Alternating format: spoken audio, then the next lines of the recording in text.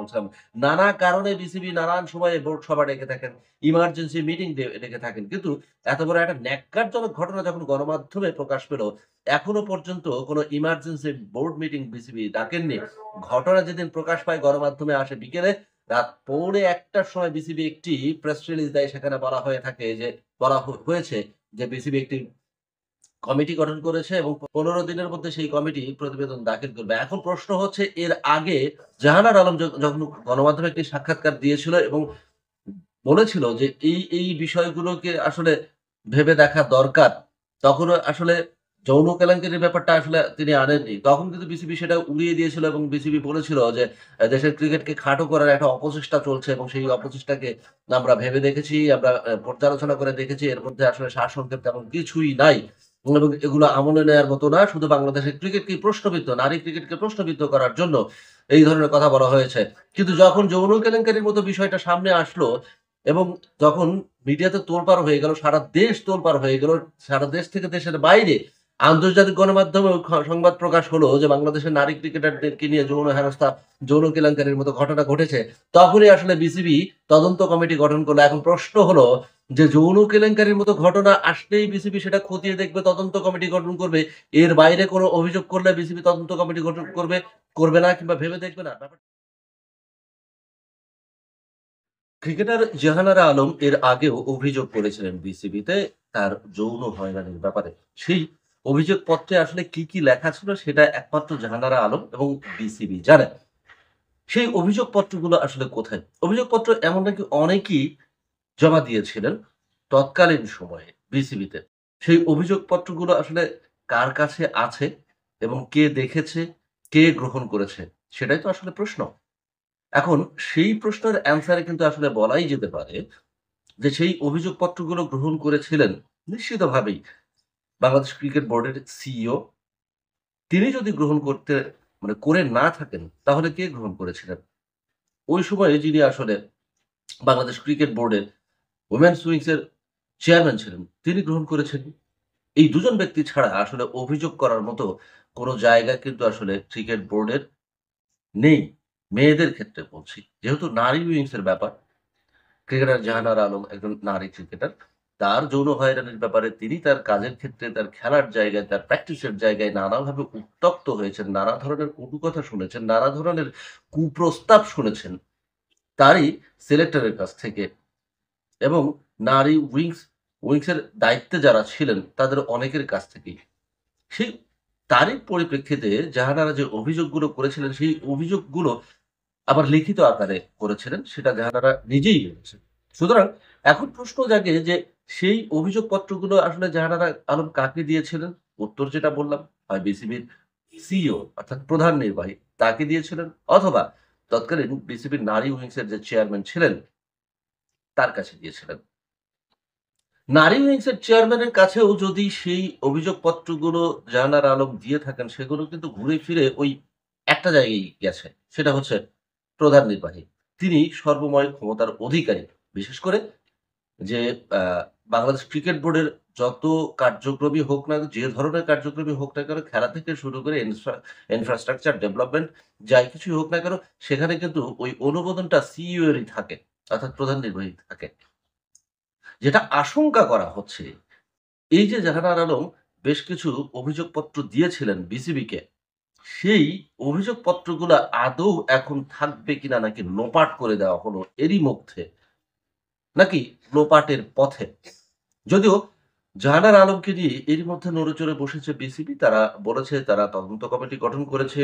এই তদন্ত কমিটি তদন্ত করছে। আগামী ১৫ দিনের মধ্যে তদন্ত রিপোর্ট দেওয়া হবে এবং সেই রিপোর্টের ভিত্তিতে অ্যাকশন নেওয়া হবে। আ যারা এ ধরনের অপরাধ করেছেন তাদের বিরুদ্ধে। এখন কথা হচ্ছে যে বিসিবি যদি অ্যাকশন নেয় তাহলে হয়তো সেটা এরকম হতে পারে যে অভিযুক্ত ব্যক্তিবর্গরা বিসিবিতে এর পরবর্তীতে কোন প্রকার ক্রিকেট সংশ্লিষ্ট কাজে কিংবা বিসিবি সংশ্লিষ্ট কোন কাজে তারা অন্তর্ভুক্ত হতে পারবেন না। তাদেরকে মানে একদম রেড ফাইলে ফেলে দেওয়া হবে। এই তো। এইটুকু বিচারই কি আসলে যথেষ্ট তাদের জন্য? একটা দেশের প্রতিনিধিত্ব হয়ে দেশে, দেশের বাইরে আন্তর্জাতিক ম্যাচ খেলে থাকেন, আন্তর্জাতিক পর্যায়ে যারা বাংলাদেশকে বয়ে বেড়ান, তাদের সাথে এইরকম ধরনের আচরণ যৌন হয়রানির মতো একেবারে খুব নিম্নমানের এবং জঘন্য অপরাধ করে থাকেন। তাদেরকে কি শুধু আসলে বিসিবিতে কাজ দেওয়া হবে না, বিসিবির সংশ্লিষ্ট কোনো কাজে তাদেরকে থাকতে দেওয়া হবে না, এইটুকু শাস্তিই কি যথেষ্ট? আমার মনে হয় যথেষ্ট নয়। তবে আশার কথা হচ্ছে যে ক্রীড়া উপদেষ্টা তিনি নিজে বলেছেন, এটা তারাও মনিটর করছেন। এটা ফৌজদারি অপরাধের পর্যায়ে পড়ে।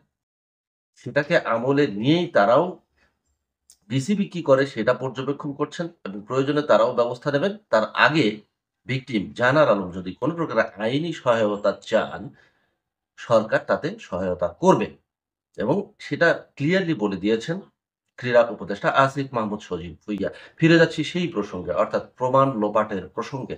কথা উঠেছে, কথা উঠছে এবং জোরালো হচ্ছে যে সেই প্রমাণগুলো অর্থাৎ জাহানারা আলম এর আগে যে লিখিত অভিযোগগুলো করেছিলেন, সেগুলো লোপাটের চেষ্টা চলছে এবং সেটাই সেই প্রমাণপত্রগুলো বোধহয় আর পাওয়া নাও যেতে পারে।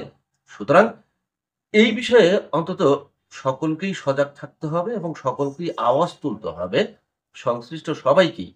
যে এর আগে যে অভিযোগগুলো জাহানারা আলম করেছিলেন, সেই অভিযোগগুলোতে আসলে কি ছিল এবং সেই অনুযায়ী কি ব্যবস্থা নেওয়া হয়েছিল, সেগুলো জনসমক্ষে প্রকাশ করতেই হবে।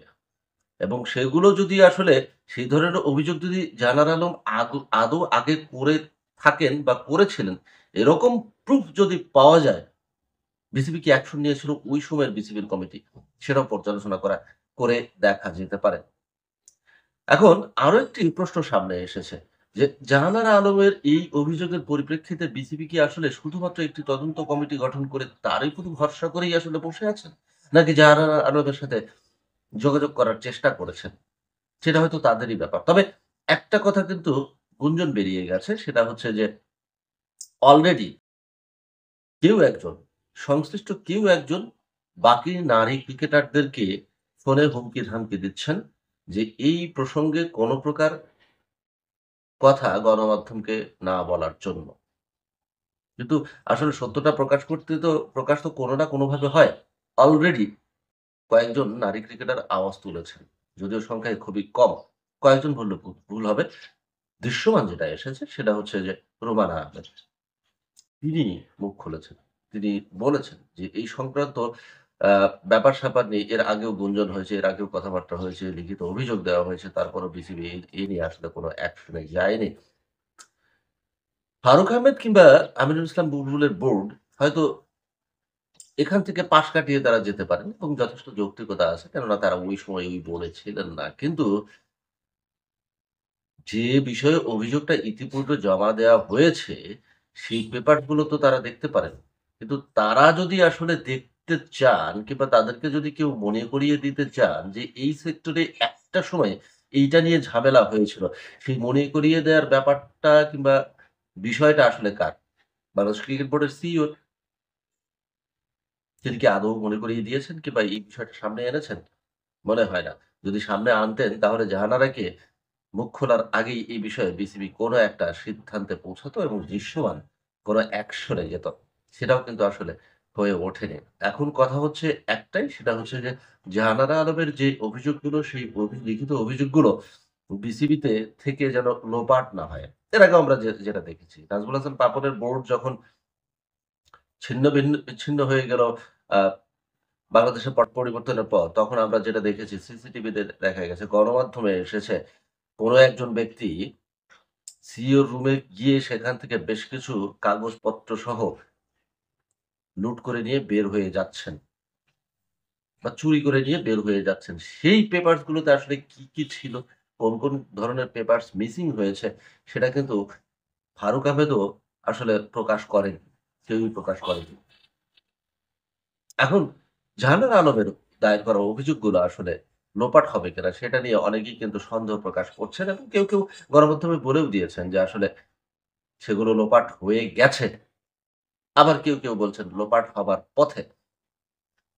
এই বিষয়টিকে যদি আসলে সিরিয়াসলি নেয় বিসিবি তাহলে কিন্তু সব পক্ষের বক্তব্য নিতে হবে এবং সব পক্ষের আচার-আচরণ সম্পর্কেও সজাগ দৃষ্টি রাখতে হবে।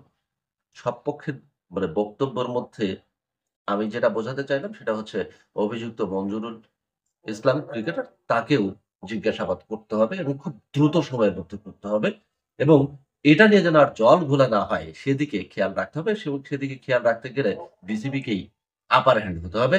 ফ্রন্ট ফুটে গিয়ে খেলতে হবে এবং সেই ফ্রন্ট ফুটে খেলার কাজটা আদৌ হবে কিনা এবং কে করবে, কে করবেন না সেটা নিয়ে বিসিবি কিন্তু আসলে ভাবতেই পারেন। তবে যেটা আশা করা হয়েছিল বিসিবি এই সংক্রান্ত ব্যাপারটা নিয়ে একটা জরুরি বোর্ড সভা ডাকবেন। সেটা কিন্তু এখনো পর্যন্ত হয়নি। যে বোর্ড সভার কথা বলছিলাম, নানা কারণে বিসিবি নানান সময়ে বোর্ড সভা ডেকে থাকেন, ইমার্জেন্সি মিটিং ডেকে থাকেন। কিন্তু এত বড় একটা ন্যাক্কারজনক ঘটনা যখন গণমাধ্যমে প্রকাশ পেল, এখনো পর্যন্ত কোনো ইমার্জেন্সি বোর্ড মিটিং বিসিবি ডাকেননি।